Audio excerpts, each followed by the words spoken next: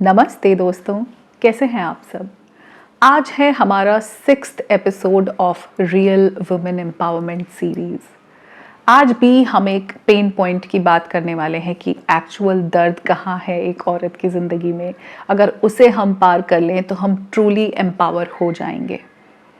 आज जिस दर्द की मैं बात करूँगी वो मोस्टली सभी फील कर रही हैं, सब लेडीज़ फील कर रही हैं कि उनकी ज़िंदगी का मकसद बचपन से लेके टीन ट्वींस तक था शादी करना। ज़िंदगी का अल्टीमेट गोल था शादी करना। Marriage has been there ultimate goal, और ये फीड किया गया था बचपन से उनके दिमाग में। पढ़ाई करा रहे थे, स्कूल भेज रहे थे, कॉलेज भेज रहे थे, कुछ टुच्ची पुच्ची सी डिग्रीज भी एक दो दिलवा दी, लेकिन मकसद शादी ही है। तो उनका इंतज़ार शादी पे ख़त्म हुआ, और जब शादी हो गई तो लगा कि ये क्या था, मतलब इतने साल हम इंतज़ार कर रहे थे इस चीज़ का, समुंदर का वेट कर रहे थे, ओशन देखेंगे, वाह सी, जैसे ही कूदे तो तैरना ही नहीं आता, डूबते जा रहे हैं, डूबते जा रहे हैं। क्या हो रहा है ये आपके साथ? क्या आपको भी शादी के लिए ही तैयार नहीं किया गया था बचपन से?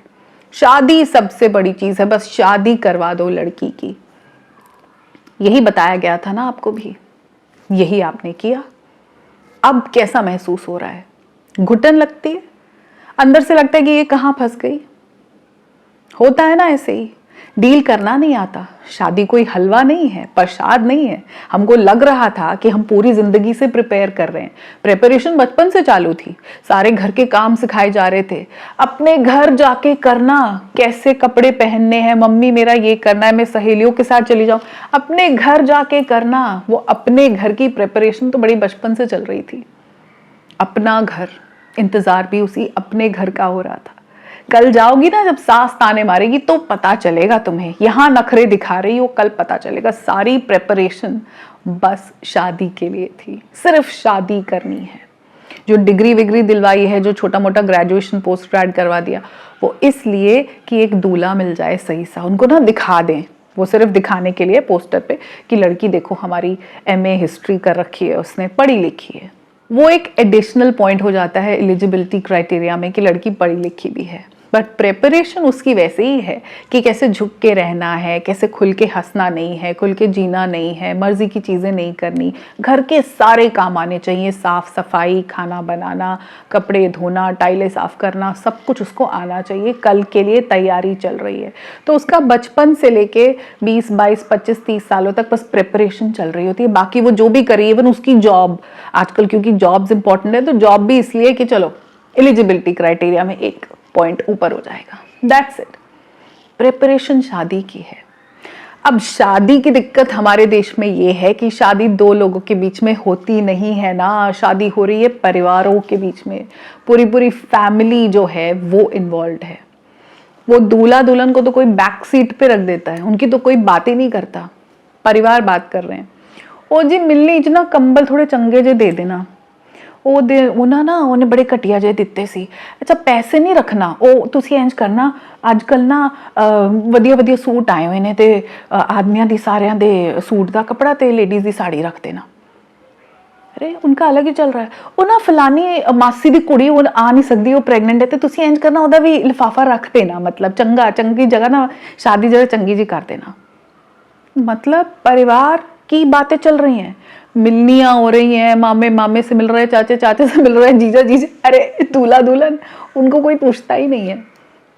और जैसे ही शादी हो जाती है तो परिवार इंपॉर्टेंट हो जाता है। लड़के को प्रूव करना पड़ता है अपनी फैमिली को कि मैं बदला नहीं हूँ, और लड़की को प्रूव करना पड़ता है कि हाँ आपने सही चॉइस की, मैं ना अच्छी लड़कियों में सब कुछ करती हूँ, मैं आपका ये भी करती हूँ। अरे शादी में वो दोनों तो गायब हैं, ये तो कुछ और ही गेम चल रहा है। It's all about families. कहाँ है शादी? तुम इसके लिए अपने आप को तैयार कर रहे थे, तुमने इसका वेट किया था, ये तुम्हारी जिंदगी का अल्टीमेट गोल था। वेरी सैड, क्योंकि अब आपको जब समझ में आया कि तो गेम ही बड़ा अजीब सा है, इसको खेलने का मन ही नहीं है।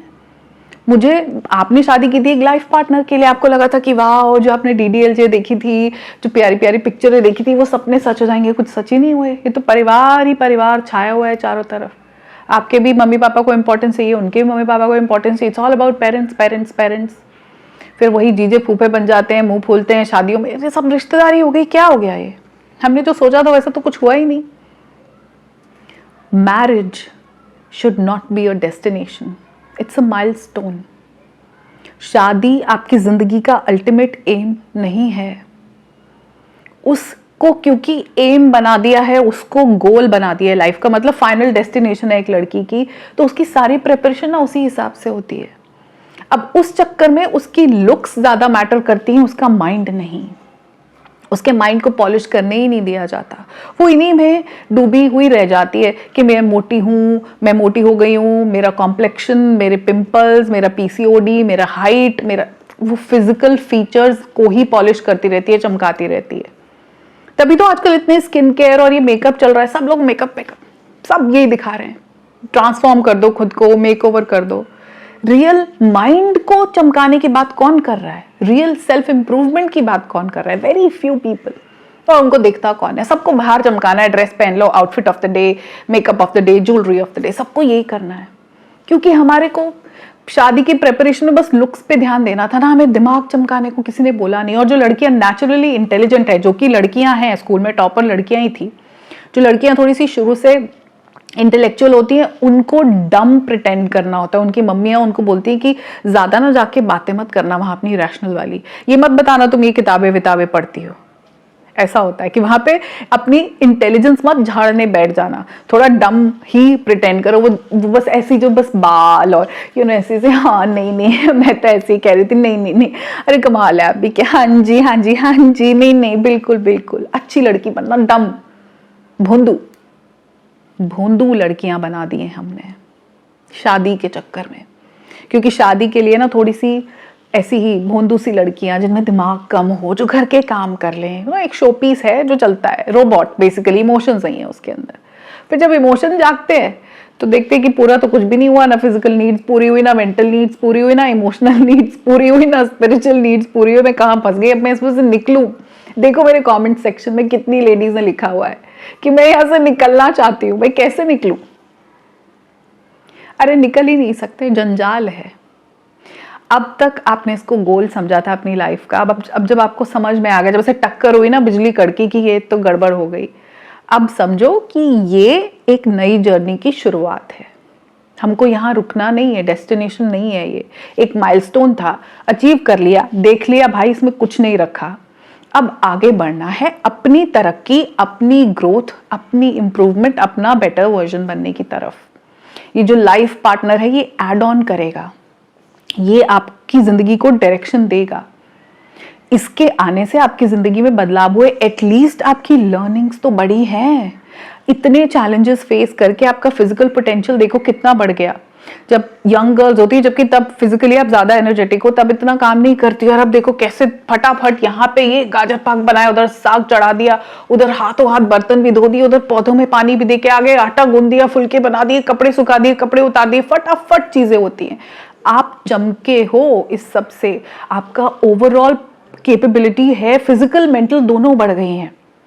मेंटल पे आप थोड़ा सा और काम कर सकते हो कि आप समझो ये सब भी जो आपके साथ हुआ है इससे आप बेटर बन रहे हो। अब इसको अपने फेवर में यूज करो। जितना दर्द और सफरिंग हो रहा है ना, इसको वेस्ट मत करो, इसको अपने आप को बेटर बनाने दो और चमकाने दो। यूज करो इसको कि अब आगे और नहीं रोना, अब जिंदगी को डायरेक्शन कैसे देनी है, अब वाली जो जर्नी आगे है, जिंदगी यहां रुकी नहीं। Marriage is not the show stopper.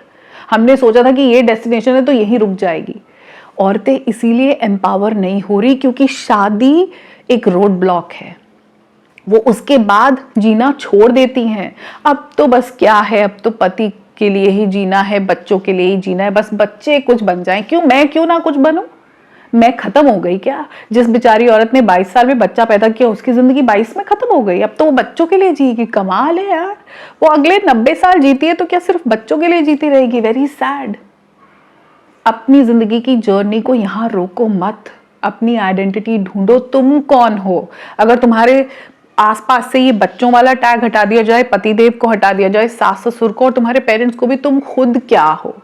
बच्चे कुछ कर जाएं, तुमने क्या किया?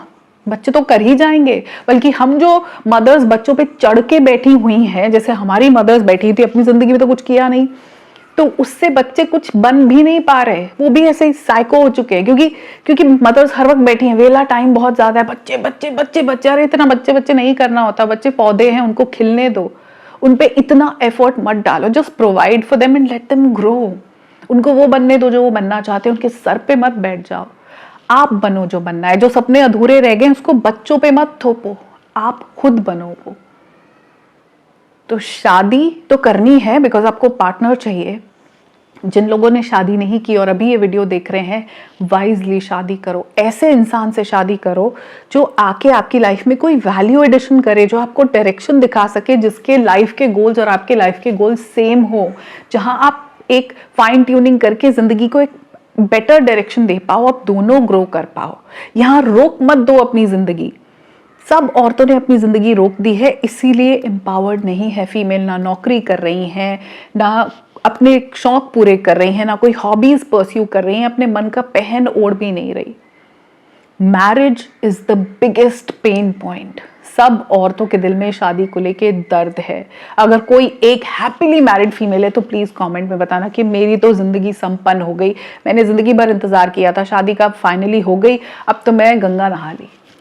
मुझे लगता नहीं, सबको दर्द है, सबको तकलीफ है। शादी ने तो आके ऐसा एक प्लेन क्रैश हो गया उनका कि अब बस जीने की इच्छा ही नहीं है ना। शादी को, अपनी जिंदगी को रोकने मत दो। ये जो भी आपने महसूस किया है, जो भी आपने इस प्रोसेस में फेस किया है, उससे अपनी लाइफ को एक बेहतर डायरेक्शन की तरफ ले जाओ। ढूंढो खुद को, अपनी आइडेंटिटी बनाओ, दूसरों पे डिपेंडेंट होना बंद कर दो। ये है रियल वुमेन एम्पावरमेंट। अगर हम शादी के लिए जीना बंद कर देंगे तो हम एम्पावर्ड हैं। अगर हमारी जिंदगी का मकसद सिर्फ मैरिज नहीं होगी तो हम अपने आप को चमका पाएंगे यहां से भी। सिर्फ शरीर, हमारी हाइट, हमारा रंग, हमारे फिजिकल फीचर्स, हमारे बाल, हमारी आंखें, हम लोग कितने खूबसूरत दिखते हैं, हमारे चेहरे के पिंपल्स, हमारे चेहरे की छाइयां, हमारा मोटापा, हमारा पतला होना के परे हम सोच पाएंगे, तब हम एम्पावर होंगे। हम औरतें बहुत इंटेलिजेंट हैं और इमोशनली भी बहुत स्मार्ट हैं। हमको मैनेज करना है बस। जिंदगी में शादी का इंतजार करना बंद कर दो, और हो गई है तो इस पे अब डिपेंड करना बंद कर दो। ये गाड़ी नहीं है जो आपको आगे ले जाएगी, गाड़ी आप खुद हो, आप खुद आगे बढ़ोगे आगे। शादी को अपनी जिंदगी का रोड ब्लॉक नहीं बनने दोगे। ये सिर्फ एक पार्ट है जिंदगी का, हो गया, आप मैरिड हो, आपके बच्चे हैं, अब आगे बढ़ना है। जर्नी खत्म नहीं हुई, जर्नी की शुरुआत है। Those females who have reached till here, you're going to comment and let me know. Yes ma'am, I'm going to begin a new journey. नया साल शुरू हो रहा है, मैं एक नई जर्नी की शुरुआत करूंगी।